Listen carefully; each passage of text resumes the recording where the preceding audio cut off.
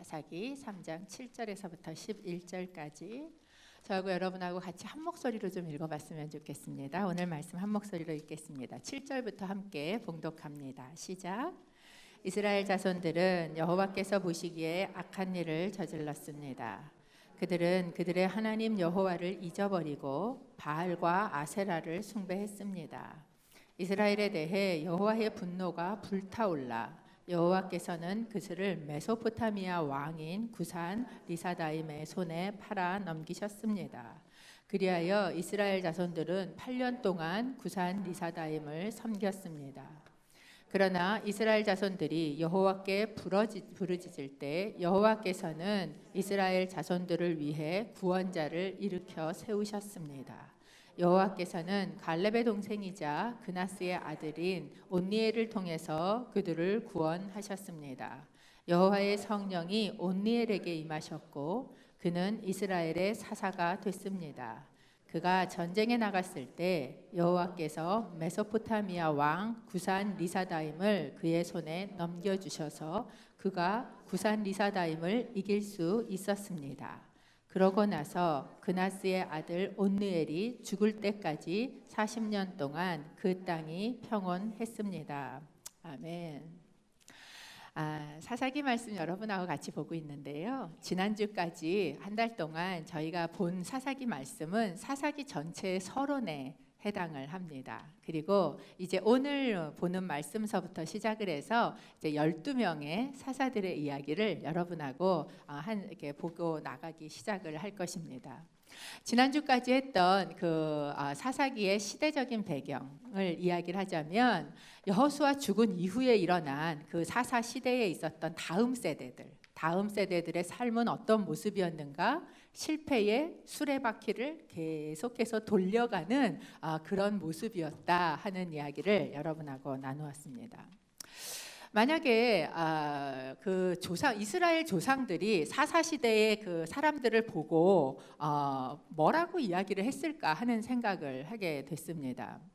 아마 이렇게 이야기할 수 있었을 것 같아요. 뭐냐면 아니 우리는 이 애굽에서 진짜 그 바로의 억압 속에서 노예 생활을 그렇게 고생을 했고 그리고 이제 거기에서 그 정말 목숨이 경각에 달리는 그런 탈출을 하고 그리고 40년 동안 광야에서 정말 생존을 위해서 다른 걸 볼 그런 겨를도 없이 그 길만 그렇게 해가지고 여기에 이 가나안 땅까지 와서 또 이 가나안 땅에서 그 전쟁을 치르고 이제 그 땅을 내가 너희에게 물려줬다는 거 아닙니까? 이 다음 세대에게. 그런데 너희는 부모가 다 해서 준 거 그냥 받아서 그래서 그거를 누리면서 너희가 잘 살기만 하면 되는데 뭐가 어려워서 도대체 이런 삶을 니네가 살았느냐라는 이야기를 아마 이스라엘 조상이 이걸 봤으면 할 법도 했겠다라는 생각이 들었습니다. 왜냐하면 지금 그 밀정이라는 영화를 이 UCI 유니버시티에서 하고 있어요. 이제 그 조선 시대의 이야기 아닙니까? 그래서 이제 그거를 우리 목사님들이랑 좀 봤는데 그걸 보고 나오면서 이제 저희가 한 이야기가 뭐였냐 하면 야 진짜 이 자유를 준 이 시대에 이 독립이라는 것을 가진 나라에 속해서 산다는 게 얼마나 감사한 건지 모르겠다. 이 그 정말 나라의 주권을 위해서 목숨을 걸고 이 죽어간 사게 이제 실존 인물들에 대한 물론 뭐 거기에다 좀 가상을 입히긴 했겠지만 그렇게 그 폭탄을 가지고 그 시대에 그 나라의 독립을 위해서 싸웠던 사람들의 이야기를 이렇게 보면서 제가 그런 생각이 들은 거예요. 이 시대에 살았던 이분들이 지금 와서 지금 시대에 이제 이 젊은이들을 바라보면 이스라엘 조상이 한 거랑 똑같은 말을 하게 되지 않겠습니까? 우리가 일제치하에 정말 저렇게 손톱 발톱 뽑혀가면서 피를 그렇게 흘려가면서 고문을 당해가면서 이룬 이 나라의 주권을 너희가 가지고 또 그러고 났는데 그걸로 끝났습니까? 전쟁을 또 얼마나 남북 간에 이 전쟁을 치러가면서 믿음을 지키느라고 그때는 진짜 이게 좋아 저게 좋아가 없어요. 그렇지 않습니까? 사는 게 생존이 문제였던 옷이 이거 입을래 저거 입을래가 어디 있어요. 입고 있는 옷이 해지지만 않으면 감사한 그런 시대를 살아왔는데 그런데 이제 너희에게 준 이 시대를 가지고 너희가 그냥 부모가 지금은 다 해주고, 그리고 너네 공부하겠다면 공부하고 싶은 것만큼 해주고, 뭐가 어려운 게 있어서, 뭐가 힘든 게 있어서 얘네 도대체 이러고 사나, 이런 생각이 아마 이 어른들은 자녀들을 보면서 분명히 이스라엘 조상들이 가졌던 마음을 가지게 되지 않을까 하는 생각을 한 것입니다. 도대체 얘네들은 뭐가 걱정이 있어? 라는 생각을 하는 거죠. 그런데 여러분, 우리 세대에 있었던 것처럼 또는 우리 이전의 세대에 있었던 것처럼 지금의 세대들도 여전히 자기가 가지고 있는 어려움들이 있는 거예요. 지금 여기 젊은이들도 조금 몇 분 계신데 한번 물어보십시오. 그들은 그들 세대대로 가지는 어려움이 또 있어요. 내가 아무리 더 많은 것을 가지고 있고 더 많은 것을 선택할 수 있다 할지라도 그래도 여전히 내 삶에 가지고 있는 고통들, 그리고 내 미래에 대한 두려움들, 그리고 내가 처해 있는 이 상황뿐만 아니라 그 상황 속에 있는 나의 연약한 모습들, 그거에 대한 절망들, 이런 것들이 지금의 이 젊은 세대에도 똑같이 더 많은 것을 가졌을지라도, 더 많은 선택권이 있을지라도 반복되고 있는 것을 저희가 볼 수 있다라는 겁니다.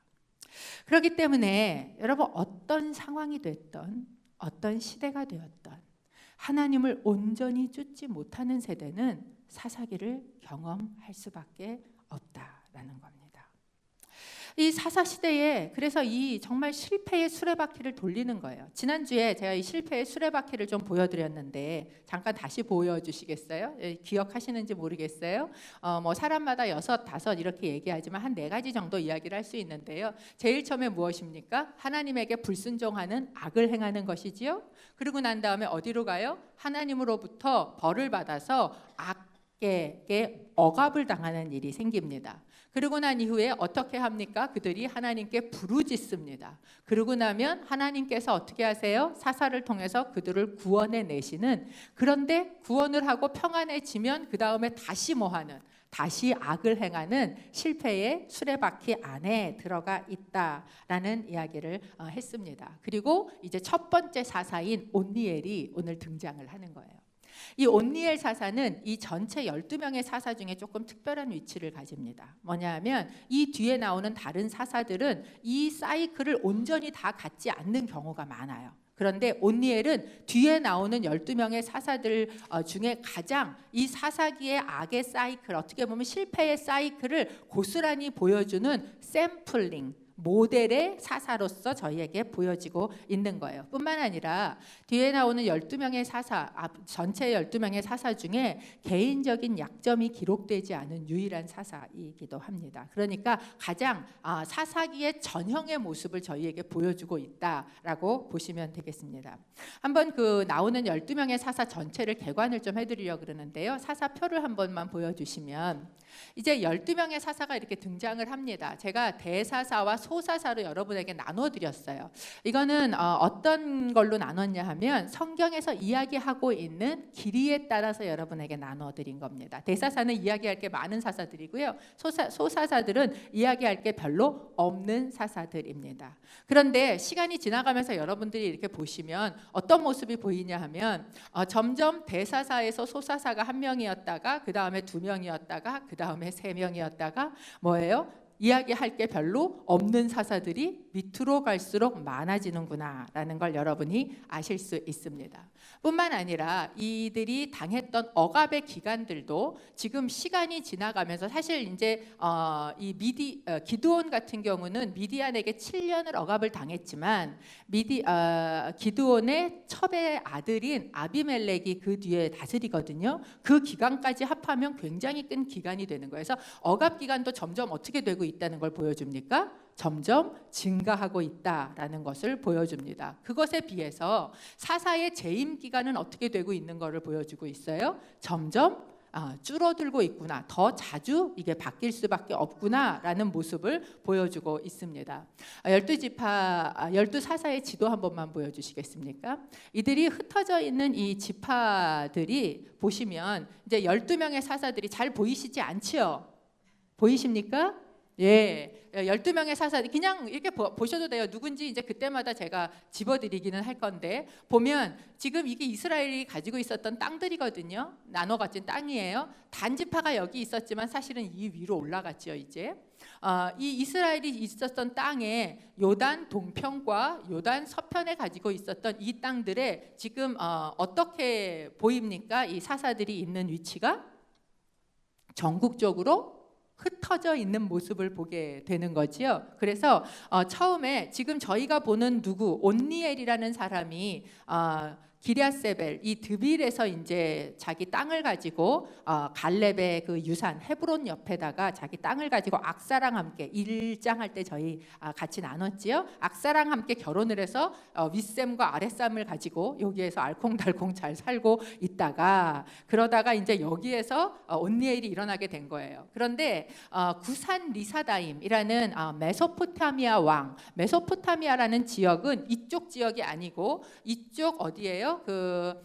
바벨론이 있는 지역 전체를 메소포타미아라고 이야기를 합니다. 그러니까 이 왕이 거기에서 어느 만큼을 와서 이들을 침범했는지는 잘 알 수 없지만 아마도 침범해서 내려왔다면 이 위에서 내려왔을 가능성이 제일 많습니다. 왜냐하면 길이 그쪽으로 나 있기 때문에. 그렇다면 이 맨 밑에 있었던 온니엘이 이 위에 있는 구산 리사다임하고 싸우기 위해서는 12지파를 어떻게 하고 지나갔다는 거예요? 12지파를 다 같이 모아서 지나갔을 가능성이 아직 이때까지만 해도 12지파들이 같이 연합을 해서 싸우고 있었구나라는 것을 알 수 있는 그림입니다. 이게 이제 12명의 사사들에 대한 이야기예요. 여러분이 한눈에 보시기에도 12명의 사사들이 일어나서 이제 지나가는데 이 실패의 수레바퀴가 돌아가면 돌아갈수록 점점 어떻게 된다는 걸 보여주는가? 하나님께서 별로 하실 말씀도 없으시고 그들이 당하고 있는 고난은 점점 더 길어지고 어려워지고 그에 비해서 뭐예요? 이 사이클이 점점 짧아지고 있구나라는 이 사사들이 다스리는 평화와 안식의 시간이 점점 짧아지고 있구나라는 걸 저희에게 알려주는 것입니다. 이제 온니엘에 대해서 여러분하고 함께 나누어 보겠습니다. 3장 7절 저희가 좀 같이 읽겠습니다. 시작. 이스라엘 자손들이 여호와께서 보시기에 악한 일을 저질렀습니다. 그들은 그들의 하나님 여호와를 이스라엘 자손들이 악한 일을 저질렀다. 악한 일이라고 하면 이 사사기에서 뭐라고 제가 말씀을 드렸습니까?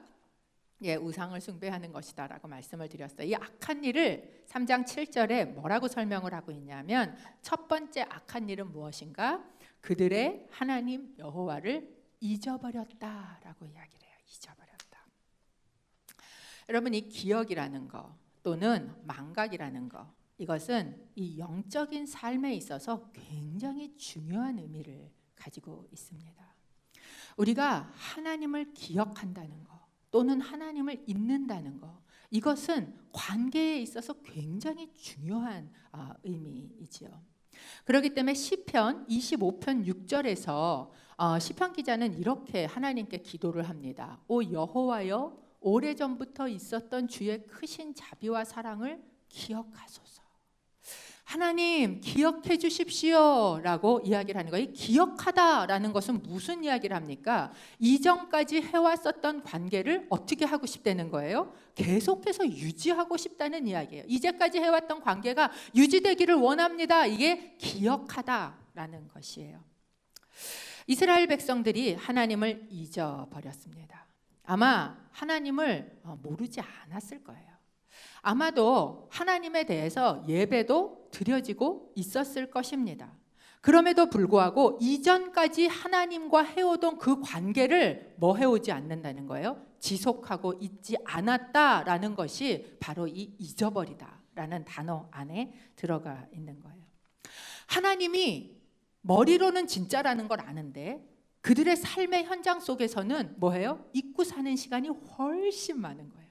전혀 생생하지 않아요. 하나님은 분명히 교회에 오면 하나님이 살아계시다는 거 머리로 알아요. 아, 살아계시구나. 그런데 내가 고개만 돌리면 새까맣게 잊어버리고 사는 거예요. 왜? 그분이 나한테 생생하지 않으니까 그렇다라는 거예요.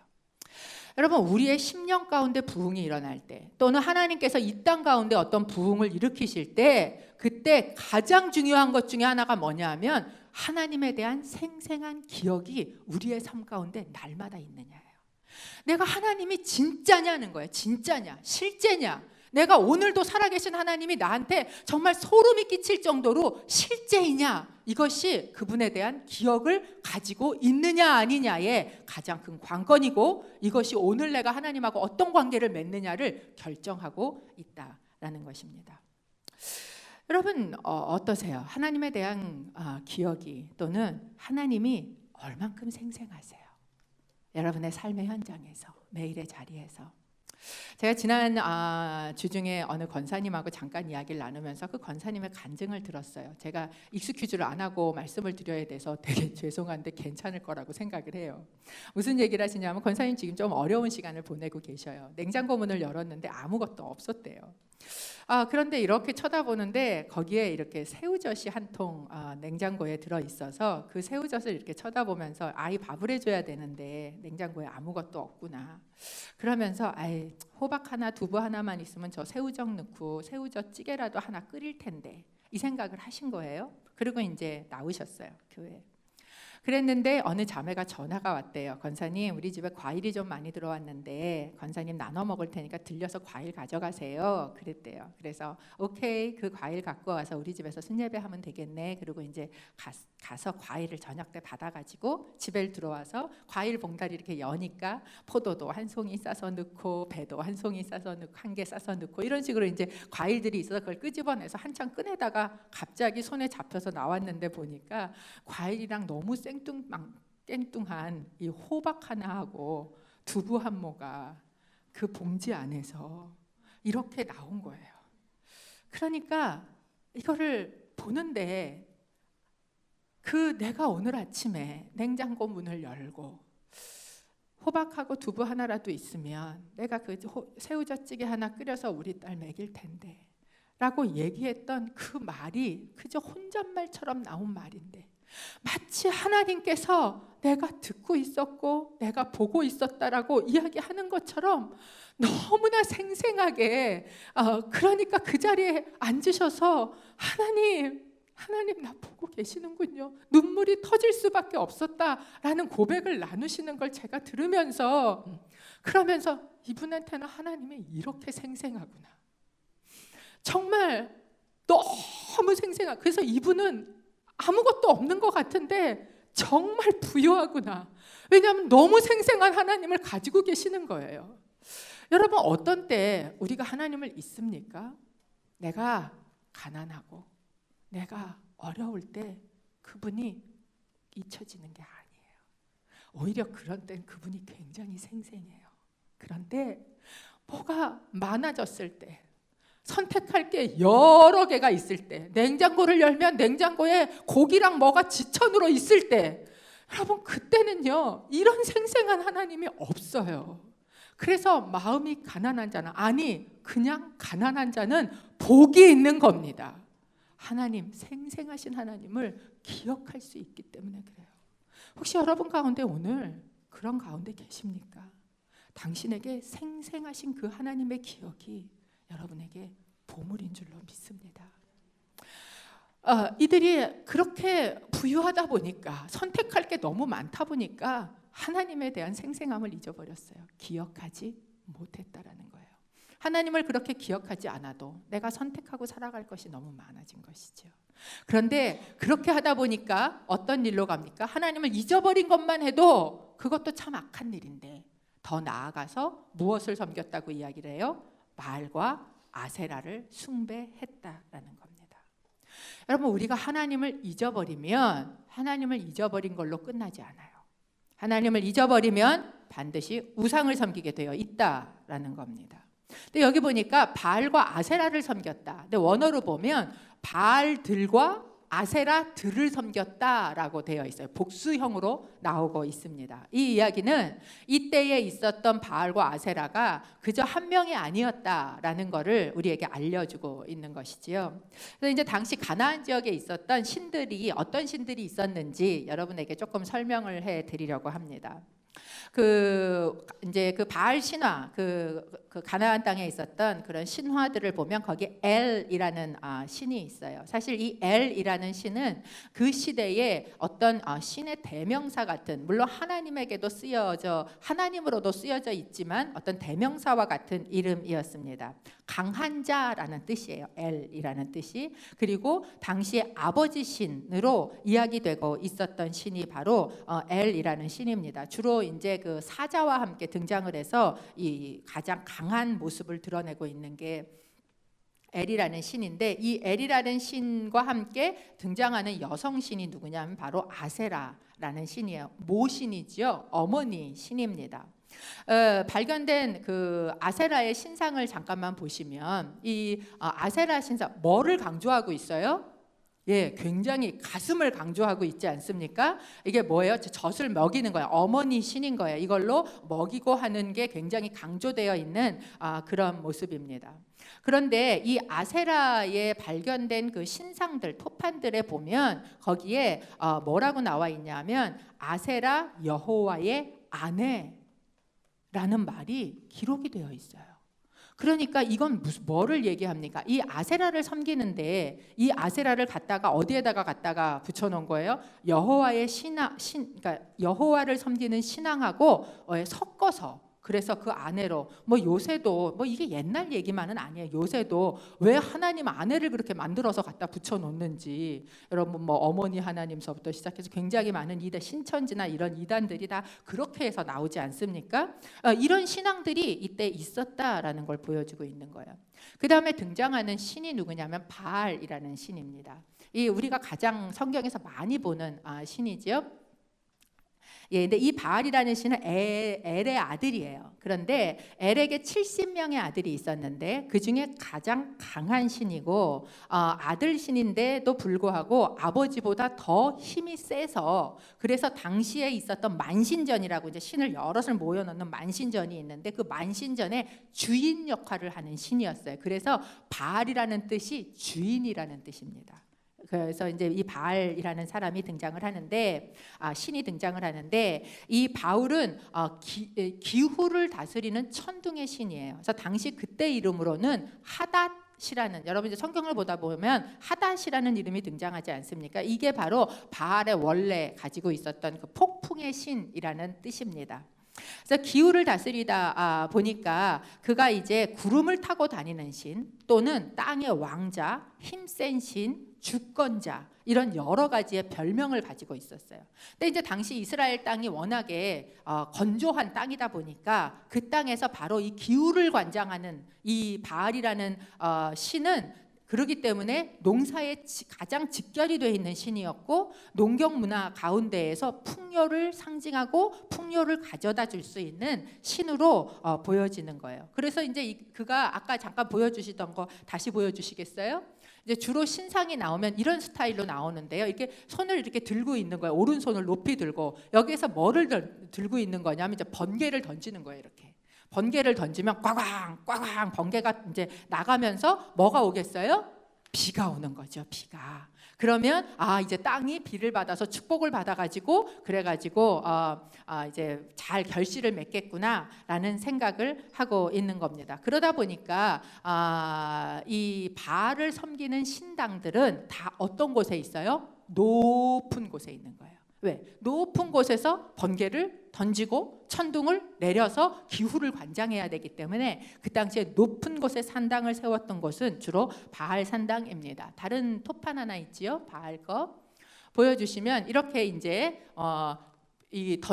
번개를 던지면서 이 나뭇가지들을 들고 이렇게 그 당시에 이 농사를 주관하는 신으로 바알 신이 등장을 하고 있습니다. 이 바알에 대한 서사시에 보면 바알의 대적이 있어요. 바알하고 싸우는 대적이 있는데 그 중에 하나가 뭐냐면 얌이라는 신이 등장을 하고 못이라는 신이 등장을 합니다. 이 얌이라는 신은 저희가 성경에 리워 야단, 이 욥기 같은 데를 보면 등장하지 않습니까? 바다의 신이라고 그때 이야기를 했었는데, 있었는데 이제 이 바알이 주로 땅의 신이라면 이 얌은 바다의 신이어서 이제 둘이 대적이 되어 있었고, 또 하나 바알이 생명과 이 풍요를 관할을 하고 있다라면 못이라는 신은 죽음을 관할하고 있다라고 생각을 했습니다. 그래서 이제 그때 어떤 이 신화가 등장을 하게 되냐면 바알이 못이라는 그 이제 죽음을 관장하는 신에게 잡혀서 죽은 거예요. 그래서 땅이 어떻게 된 거예요? 땅이 건조해진 거예요. 그래서 바알이 죽어 있는 시간 동안에는 이 땅이 굉장히 건조하다. 왜? 비를 내려주는 신이 죽었으니까. 이제 이 계절을 이해를 해야 되는데 이 사람들이 이해를 풀다 보니까 신화라는 것으로 풀기 시작을 한 거거든요. 이제 그렇게 생각을 했어요. 그랬는데 바로 그 아내, 이제 다음에 얘기할 아낫이라는 이 아내가 있는데, 이 아내가 이 못이라는 신하고 싸워서 결국 자기 남편인 바알을 살려냅니다. 그래서 바알이 다시 살아났기 때문에 뭐가 내린다라는 거예요? 비가 내린다. 그래서 이스라엘은 사계절이 있는 게 아니고 건기와 우기로 2계절밖에 없거든요. 그래서 바알이 지금은 다시 살아났다 해서 이제 막 이 비가 오기 시작하는 시즌에는 다시 살아난 이 바알을 뭐 하는 거예요? 경축하고 축하하는 그런 절기를 가지게 되는 것입니다. 그래서 이 바알이 죽어도 죽지 않는 신이기 때문에, 다시 살아나는 신이기 때문에 신 중에 신이다라는 인식이 이 사람들에게 당시에 박혀 있었던 거예요. 그 다음에 등장하는 신이 좀 전에 얘기한 아낫이라는 여신입니다. 바알의 여동생이에요. 근데 이제 아내가 되죠. 다 이 당시의 신화들이 근친상간으로 이루어지기 때문에 이제 그 아내가 됩니다. 이 아낫이라는 신은요, 사랑과 전쟁의 여신으로 알려져 있어요. 그리고 이름이 쿠두슈라는 이름이에요. 근데 사실 이 쿠두슈라는 이름의 뜻은 거룩한 자라는 뜻입니다. 그리고 이 아낫에게 이제 속해지는, 여신에게 속해지는 그 남자 사제들이 있어요. 당시에 미동이라고 얘기하던, 그게 다 바알 신전 안에서, 이제 부부기 때문에 바알 신전 안에서 뭐 하는 거예요? 남창으로 하던 사람들이 바로 이름이 뭐냐면 카데시라는 이름으로 저희 성경에도 등장을 합니다. 그래서 이 카데시라는 미동 또는 남창이라고 번역이 되어 있는 이 이름이요, 사실은 굉장히 뭐랑 비슷하냐면 카도시는 거룩하다라는 뜻이거든요.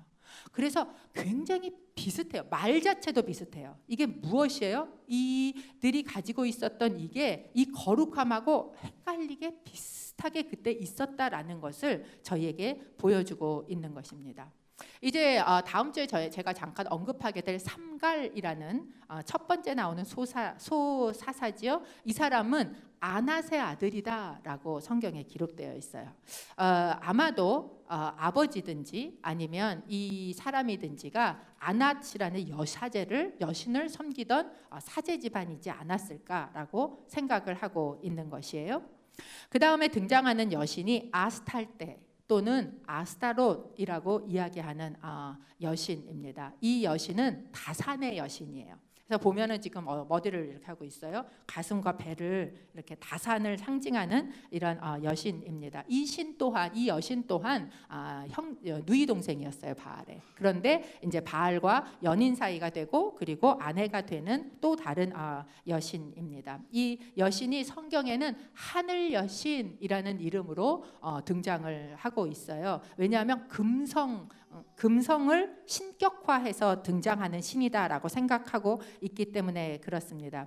이 여신 또한 아낫과 비슷하게 전쟁과 사랑의 여신으로 저에게 등장을 합니다. 그래서 토판이 등장을 하는데 잠깐만 보여주시겠어요? 이 토판을 보면 이제 이게 아스타롯인데요. 이 옆에 뭐가 등장을 합니까? 말이 양쪽에 있어요. 제가 지난번에 한번 이 당시에 말은 전쟁을 상징하고 나귀는 평화를 상징했다 말을 여러분에게 한번 드렸죠. 이 전쟁의 여신이기 때문에 이 옆에 이렇게 말이 같이 등장을 하고 있는 것입니다. 이 아스타롯 또는 아슈탈테라는 이름이 모압에서는 그모스라는 신의 아내로 불렸고요. 그리고 시돈에서는 아스타르테라는 이름으로 불려졌었고, 그리고 이제 이 시돈이 사실은 이 여신을 숭배하는 가장 근원지 같이 해서 그곳에 있었던 공주가 누구예요? 이세벨이라는 공주가 아스타롯을 섬겼다라고 이야기하는 것이 바로 여기에서 등장하고요. 바벨론에서는 이슈타르라는 이름으로 불렸고, 그게 그리스에 넘어가서는 아프로디테 라는 이름으로 불리게 되었고요. 그리고 로마에서는 비너스라는 이름으로 불리게 된 게 바로 이 여신에 대한 흐름입니다. 당시 그 시돈 지역, 그 페니키아 지역에 있는 신화를 보면 이 아스타롯에게 아들이 둘이 있었어요. 근데 그 아들 둘의 이름이 뭐냐면 하나는 포보스고 하나는 에로스예요. 그러니까 이 포보스라는 뜻은 뭐냐면 성적인 욕망이라는 뜻이고 에로스라는 뜻은 성애라는 뜻이 있습니다. 그러니까 얼마나 이 여신이 성적인 부분이 있는 여신인가를 알 수 있죠. 그래서 이 여신을 섬기는 곳에는 반드시 그 뒤로 그리스 지역의 아프로디테를 섬기는 신전도 마찬가지지만 섬겨지는 수백 명의 수천 명의 누가 있냐 하면 창기들이 그 성전 안에 있는 거예요. 그리고 그 많은 사람들이 이제 이 창기가 있다는 얘기는 이 예배 의식 가운데 뭐가 들어갔다고 제가 지난번에 말씀드렸어요. 이 성교가 그 안에 들어가 있는 그런 예배하고 이게 섞여 있는 부분이 바로 이 여신이 가지고 있는 것입니다. 근데 이제 이 당시에 가장 유명한 그 여신이 이 세 명이거든요. 아세라와 아낫과 이제 아스타롯 이 세 명의 여신인데 이 세 명의 여신이 그냥 혼합해서 쓰였어요. 그래서 혼합해서 쓰이면서 어떤 이름으로 주로 쓰였냐면 아세라라는 통칭으로. 그래서 이제 저희가 오늘 지금 읽은 성경에 바알들과 아세라들이라고 얘기하는 거에는 이 세 여신이 그냥 혼용해서 어떤 때는 아낫도 아스타롯도 아세라도 그냥 다 혼용해서 쓰입니다. 근데 그 중에서 특별히 아세라라는 여신은 성경에 보면 계속 목상이라는 이름이 등장을 해요. 근데 고고학적으로는 아무리 발견을 해도 목상을 발견하지 못합니다. 그래서 이제 다시 이 성경 본문을 보면서 발견되는 게 뭐냐면 바알 신전이 이렇게 있으면 바알 제단 옆에다가 나무를 심어요. 이 나무는 뭐예요? 이렇게 가지가 막 뻗치면서 거기에 열매가 맺히는 걸 상징을 하면서 거기에다 뭐를 넣냐면 여신의 상을 넣어서 이 나무 하나의 나무가 바로 아세라 여신의 역할을 감당하지 않았는가. 그래서 그것을 찍어서 뭐 하라 그래요? 찍어서 불쏘시개로 쓰고 이러는 것이 등장하는 게 바로 이 아세라 목상, 바로 나무를 이야기해요. 그래서 킹 제임스 버전에 보면 이거를 숲이라고도 번역을 합니다. 그로브라고도 번역을 하는 이유가 바로 그래서 그렇습니다. 열왕기하 23장 7절에 보면 하나님의 전에 남창을 두고요. 거기에 아세라를 위해 또는 아낫을 위해서 휘장을 짰다. 어디에서? 하나님의 성전 안에서. 그러니까 하나님의 성전 안에 아예 아세라를 위해서 휘장을 짜는 방이 따로 있었다. 그리고 하나님의 성전 안에 똑같이 남창이 있었다라는 것을 저희에게 보여주고 있다라는 겁니다. 그 다음에 등장하는 신이 누구냐면 다곤이라는 신이에요. 이제 다곤 신은 블레셋 사람들의 신인데요. 블레셋 사람들이 해양 민족이거든요. 그 위에 있는 크레타에 있는 해양 민족이 내려왔기 때문에 지금 어떤 신의 모습을 하고 있어요? 인어 왕자 같은 모습을 하고 있죠. 이제 물고기 해양 민족이었기 때문에. 그런데 이 물고기 신이었다가 나중에 이 신이 그림이 바뀌지만 물고기를 뒤에다 이렇게 쓰고 있는 모습으로 바뀝니다. 그러면서 이제 땅의 신으로 바뀌게 되는 그런 모습이 나타나고요. 그 다음에 등장하는 신이 그모스라는 신이에요. 이 그모스라는 신은 모압 민족들이 섬기고 있었던 신인데 머리는 황소 모양을 하고 몸은 저렇게 청동으로 만든 인간 모양을 하고 안에가 비어 있습니다.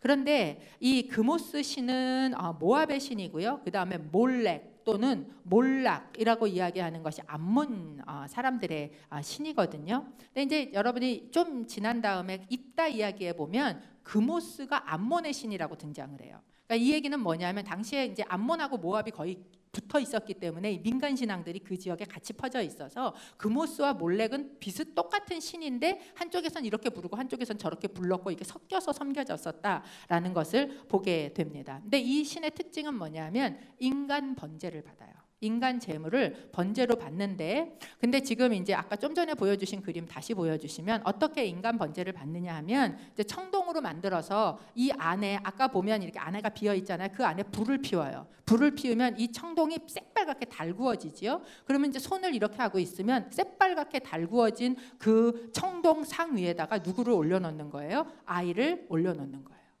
그리고 아이를 올려놓고 그리고 이제 이 제사를 지내는 것이 바로 이 그모스의 신의 모습입니다.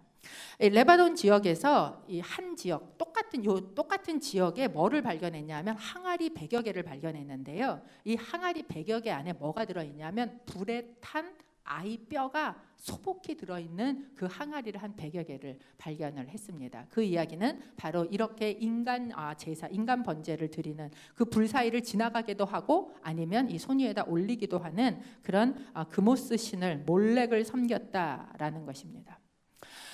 어떠세요? 이런 신들을 아니 왜 섬겨? 이런 생각이 드시지 않습니까? 우리 보고 이런 신, 하나님 아닌 이런 신 섬기라 그러면 어디 섬기시겠어요? 근데 여러분 진짜 아닙니까? 제가 이 열왕기하를 큐티를 할 때 이 몰렉에게 자기 자녀들을 바치는 사람들의 이야기를 큐티를 할 때였어요. 그 말씀을 이렇게 큐티를 하는데 아니 세상에 자식을 그렇게 사랑하는데 자식을 왜 거기에다가 바쳐가지고 그렇게 불타서 거기에 애가 아글아글 쓰고 울게 만드나 이런 생각을 제가 하는데 그때 하나님 저한테 하신 말씀이 너는 안 하냐? 그러시는 거예요. 너는 안 하냐?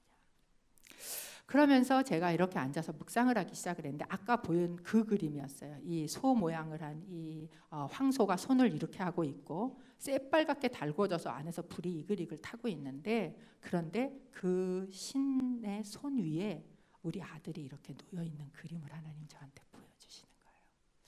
왜냐하면 그때 제가 이제 우리 아들을 뭔가를 막 시켜야 되겠다는 생각이 저를 막 충동질을 하고 있었어요.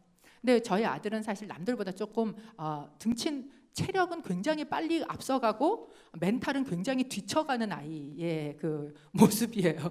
그래서 등치를 보면 벌써 저만큼 가 있어야 되는데 애가 굉장히 느긋하고 그리고 그냥 자기 있는 모습 그대로 굉장히 편안한 아이를 제가 이제 이 사회 속에서 얘를 보내야 된다는 생각에 걔를 막 뭐를 조금 이렇게 끌고 뭐를 시켜야 되겠다라는 생각이 제 속에 꽉 차 있었어요. 그래서 애를 막 이렇게 뭐라 그러죠?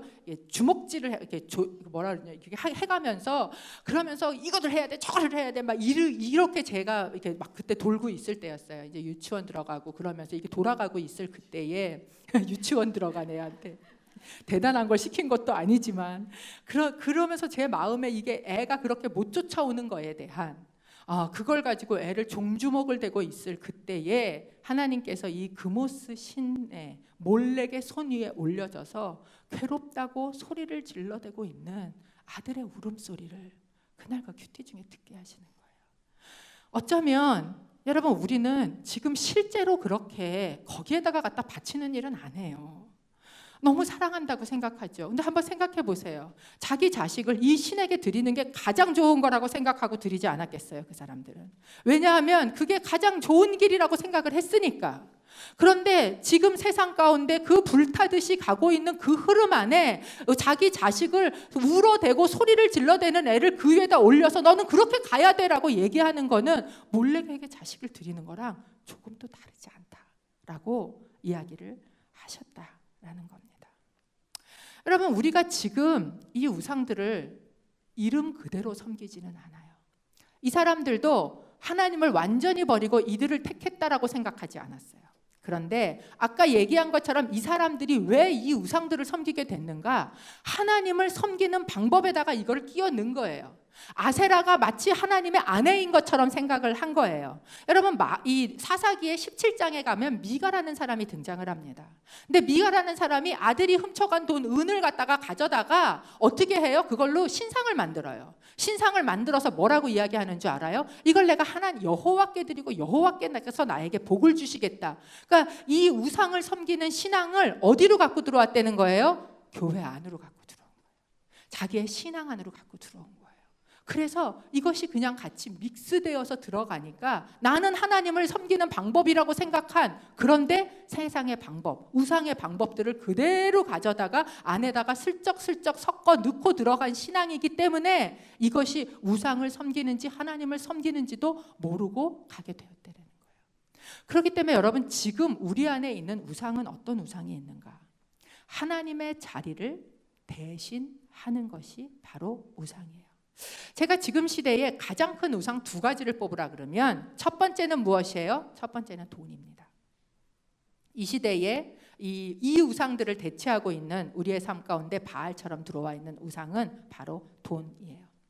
여러분 이 돈이 진짜 하나님에게 속했다고 믿으시는지 아니면 이 돈이 이 우상들에게 속했다고 믿으시는지, 이것은 내 돈을 어떻게 바라보고 있느냐에 따라 달라요.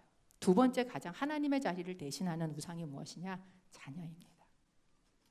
이 두 가지가 여러분이 가지고 있는, 어쩌면 이 시대에 하나님의 자리를 대신하는 우상이다라는 거예요. 그러면 어떻게 이걸 분별할 수 있습니까? 한번 정직하게 하나님 앞에 앉아서 하나님께서 내가 가진 재물에 대해서, 또는 내 자녀에 대해서, 또는 내 소유와 내 경력과 나의 관계와 나의 야망과 나의 시간과 이 모든 것에 대해서 하나님께서 뭐라고 하시던지 그것에 순종할 마음이 있는가? 만약에 하나님께서 요거에 대해서만큼은 뭐라고 하셔도 나는 죽어도 안 돼 라고 생각하신다면 바로 그게 하나님의 자리를 대신하고 있는 거예요.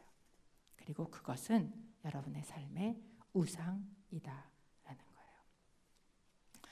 두 번째, 그 가운데 그게 자녀가 됐던, 나의 경제 상황이 됐던, 나의 자리가 됐던, 상황이 됐던, 하나님이 어떤 걸 주시더라도 내가 기쁘게 받겠는가? 그것이 우상인지 아닌지를 결정하는 거예요. 여러분, 내 자녀가 나에게 있는 그 모습 그대로가 나한테 정말 하나님 주신 것으로 내가 이렇게 받아들이는 것, 그것이 하나님의 주권을 인정하는 것이고 하나님을 하나님 되시게 하는 것이다 라는 거예요. 이렇게 우상을 섬기니까 하나님께서 어떻게 하셨는가? 진노하셨어요.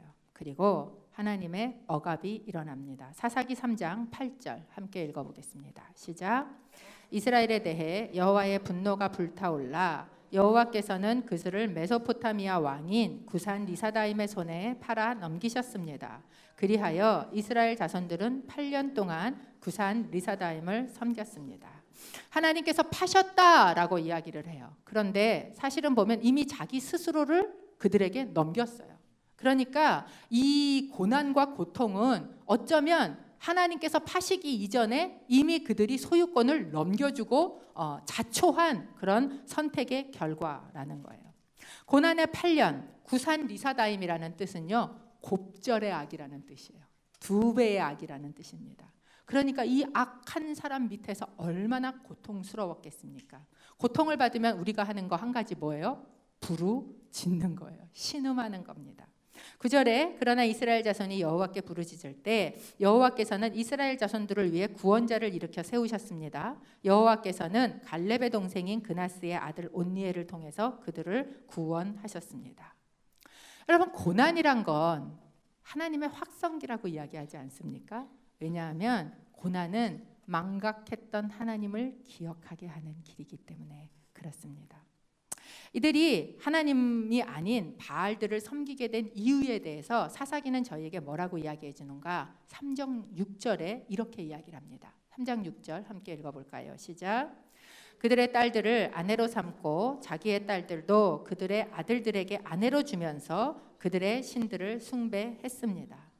이들이 뭐를 통해서 바로 이 우상들이 그들의 삶 가운데로 들어오게 됐냐면 결혼을 통해서 들어오게 됐다라고 이야기를 해요. 하나님께서 이방인하고 결혼하는 걸 막으시는가? 안 믿는 사람하고 무조건 결혼하면 잘못된 것인가? 왜 하나님에게 이방인을 차별하시는가라는 생각이 들 수 있어요. 근데 이 결혼이라는 것은요, 굉장히 영적인 사건입니다. 하나님께서 이미 출애굽을 하자마자 이스라엘 백성을 보내시기 전에 출애굽기 34장 16절에 이렇게 이야기를 하셨어요. 또 네가 그들의 딸들을 네 아들들의 아내로 고르면 그 딸들이 자기네 신들과 음란한 행각을 버리고는 네 아들들도 그렇게 하도록 만들 것이기 때문이다. 여러분, 이 결혼이라는 건요, 우리가 생각하는 것보다 훨씬 더 영적인 사건입니다. 그냥 몸이 같이 섞이는 사건이 아니에요. 정체성의 문제예요. 그래서 이 결혼을 통해서 내 정체성이 누구인지를 판가름하게 되는 바로 이것이에요. 그렇기 때문에 내가 우리 딸을 시집을 보내야 되는데 다 있는데 신앙 하나가 없네. 그러면요, 다 없는 거예요. 이 기준이 다 있는 거, 그 기준이 뭐예요? 그 선택이 그것이 바로 이들로 하여금 뭐를 받게 하는 거예요? 억압을 받게 했다라는 거예요. 여러분, 이 죄 가운데로 들어가게 되면요, 우리는 죄의 종이 됩니다. 우리는 선택은 할 수 있어요. 선택할 자유가 우리 안에 있어요. 하지만 자유 자체를 만들 수는 없어요. 그리고 선택한 것에 대한 결과에 내가 뭐해요? 묶이게 된다는 거예요. 그래서 요한복음 8장에 보면 예수님께서 이렇게 이야기를 하셨습니다. 요한복음 8장 34절입니다. 예수께서 대답하셨습니다. 내가 진실로 진실로 너희에게 말한다. 죄를 짓는 사람마다 죄의 종이다. 내가 한 결과, 그거에 대해서 뭐예요? 내가 묶이게 된다는 거예요. 종이 된다는 거예요. 그게 바로 죄의 역할이라는 거예요. 어쩌면 여러분, 이 결혼이라는 것, 내가 정말 한 몸이 되는 것, 그렇기 때문에 성경에서 결혼을 뭐라고 이야기합니까? 그리스도와 성도에 대한 관계로 비유를 하고 있는 거예요. 그만큼 이 결혼이라는 거는 우리의 삶에 있어서 나의 정체성을, 나의 영적인 모든 것을 결정할 굉장히 중요한 자리다라는 겁니다. 그런데 예수님께서 너희가 죄를 선택함으로 죄의 종이 됐어 라고 얘기해도 이 사람들 자기가 종인지 몰라요. 우리가 종도 아닌데 왜 자유케 한다고 얘기를 해? 라고 이야기를 하지 않습니까? 사실 우리가 그래요. 내가 우상을 섬기고 있어요? 그러면 우상의 종이 되는 겁니다. 내가 한 우상을 선택한 그거에 내가 묶여요. 내 자녀를 거기에다가 열심히 들여요. 그리고 내 자녀가 거기에 묶여 돌아가요. 여러분, 이 세상의 사이클 안에 내가 발을 디뎌놓고 그거를 선택하기 시작하지 않습니까? 그러면 그 다음에 묶여요, 거기에. 그래서 그 다음에 이게 아닌데, 이러면 안 되는데, 이게 아니지 않나? 그러면서도 계속 뭐 하는 거예요? 그 사이클 안에 돌아가는 것입니다. 그런데 여러분, 우리에게 자유를 주실 수 있는 분이 계세요. 그분이 누구십니까? 요한복음 8장 36절 저희가 함께 읽어보겠습니다. 시작. 그러므로 아들이 너희를 자유롭게 하면 너희는 참으로 자유롭게 될 것이다. 아멘. 여러분, 우리가 잘못 선택했을 수 있어요. 이스라엘 백성도 그렇게 했어요. 그 선택에 대해서 자기가 종됐고 부르짖었고 고통받았고 그랬어요. 그랬는데 그것에 대해서 우리를 자유롭게 해줄 수 있는 그 한 분은 누구시냐? 예수 그리스도시다라는 겁니다. 여러분, 그것을 믿게 되시기를 바라십니다. 그렇게 하니까 이제 그들을 구원하셨다라고 이야기를 해요. 사사기 3장 10절 저희가 한번 읽어보겠습니다. 시작. 여호와의 성령이 온니엘에게 임하셨고 그는 이스라엘의 사사가 됐습니다. 그가 전쟁에 나갔을 때 여호와께서 메소포타미아의 왕 구산 리사다임을 그의 손에 넘겨주셔서 그가 구산 리사다임을 이길 수 있었습니다.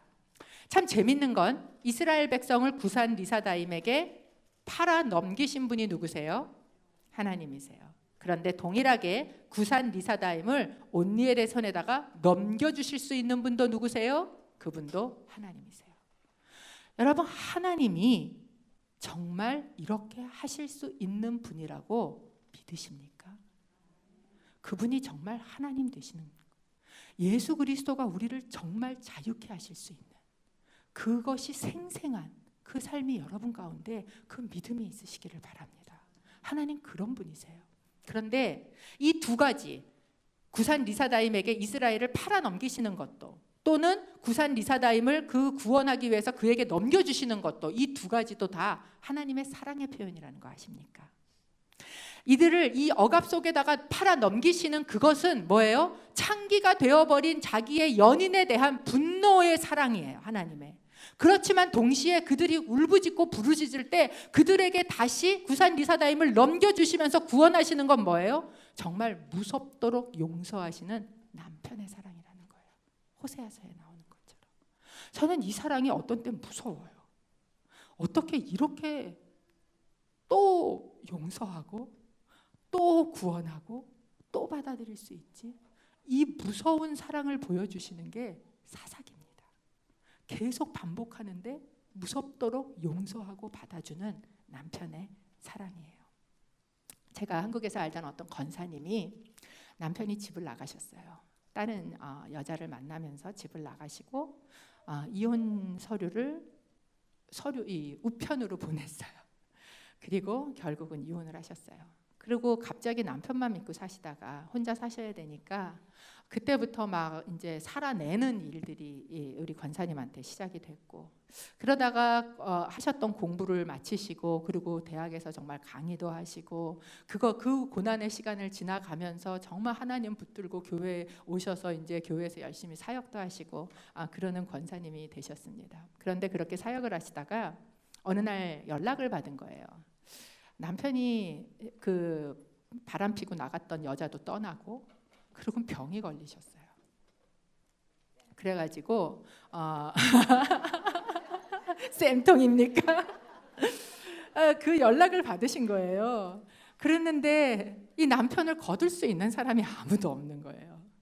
그러니까 이분이 그것을 놓고 하나님 앞에 또 기도를 하고 또 씨름을 하고, 그리고 하나님이 아까 말씀드렸죠. 내가 우상이 아닌 하나님을 믿는다는 건 그분이 나에게 주시는 것을 내가 뭐 하는 거예요? 받는 거예요. 이분이 머리로는 그거를 알았어요. 그걸 해야 된다고 생각하는데 자신이 없으신 거예요. 그러면서 하나님, 내가 하나님이 주시는 거를 받을 텐데 지금은 내가 그걸 받을 자신이 없어요. 하나님, 내가 단계적으로 해볼게요. 그래서 이분이 그 남편을 일주일에 한 번씩 데이트를 하기 시작을 하셨어요. 그렇게 몇 개월을 일주일에 한 번씩 만났다가 헤어지고 만났다가 헤어지고, 그러더니 어느 날 이제 우리 이렇게 모여서 같이 큐티를 나누면서 기도를 하는데 이사 들어오기로 했어요. 기도해 주세요. 우리 남편 우리 집으로 이사 들어와요. 그러면서 그 남편을 집으로 다시 받아들이셨어요. 이분이 다시 받아들이셨어요. 온니엘이라는 사사를 세우셨어요. 그 사사가 사사가 되는 가장 큰 이유는 딱 한 가지예요. 뭡니까? 여호와의 영이, 그 성령이 그에게 임하셨어요. 제가 그 권사님을 보면서 저거는 성령이 아니면 할 수 없는 일이구나. 성령이 아니면. 왜? 하나님이 우리를 그렇게 받아들여 주시는 분이기 때문에 그분의 영이 아니면 여러분 받아들일 수 없어요.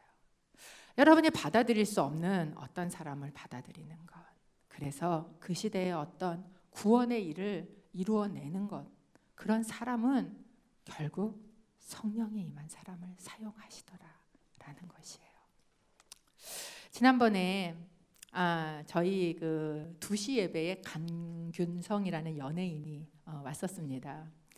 진짜 저희가 그랬어요. 이제 그걸 보면서 야, 연예인이 저렇게 설교를 잘하면 우리 목사들은 다 죽어야 되겠다. 그러면서 거기다 얼굴도 잘생겼는데 우리는 비교가 안 된다. 막 이런 이야기를 하면서 그 형제의 이제 그 이야기를 들었는데, 그 형제가 나중에 이제 말씀이 다 끝나고 나와서 어쩜 그렇게 말씀을 잘하고 그렇게 귀한 사역을 하냐고 그랬더니 그 형제가 딱 한마디를 하는데 뭐라 그러냐면 저는요 사사일 뿐이에요.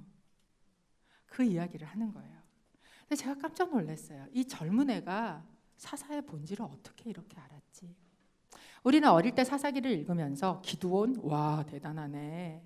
드보라, 와 멋있네. 그들이 영웅이다라고 생각을 했을지 모르겠어요. 그들을 본받자라고 생각을 했을지 모르겠어요. 그런데 여러분, 이 사사기에 등장하는 이 사사들은요 온전한 사람이 아닙니다.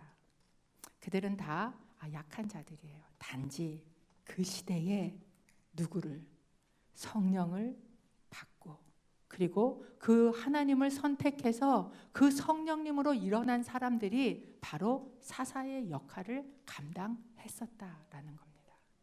성경 전체에서 사사라는 단어가 사람 앞에 호칭으로 쓰인, 예를 들면 사사 온니엘 이런 식으로 쓰인 사람은 아무도 없어요. 12명의 사사를 여호와께서 그를 사사로 세우셨다 이런 문장은 있어요. 하지만 사사 누구라는 단어는 어디에도 없습니다. 딱 한 군데 등장을 해요. 어디 등장을 하는가? 사사기 11장 27절에 등장합니다. 함께 읽어볼까요? 시작. 내가 당신에게 잘못한 것이 없는데 당신은 나와 전쟁을 일으켜 내게 해를 주고 있소. 심판자인 여호와께서 오늘 이스라엘 자손과 암몬 족속 가운데 누구를 심판하시는지 지켜봅시다. 이 심판자라는 단어가 바로 사사라는 단어예요. 이 사사라는 단어가 판관자, 심판자라는 뜻이거든요. 이거를 사사 여호와께서라고 번역을 했으면 훨씬 더 우리에게 잘 들어왔을 거예요. 사사기는 우리에게 무엇을 보여주는가? 우리의 구원자이고 우리의 심판자인 분은 한 분밖에 없으시다는 거예요. 그게 누구십니까? 하나님이세요. 여러분, 하나님이 우리를 구원하실 수 있습니다. 하나님이 우리의 부르짖음을 들으실 수 있어요. 하나님께서 우리에게 참 자유를 주실 수 있어요. 누구를 통해서? 그분을 선택한 그 한 사람. 그분을 선택해서 성령의 도우심을 입고 일어난 그 한 사람을 통해서 오늘도 하나님께서 그 일을 행하고 계시는 줄로 믿습니다.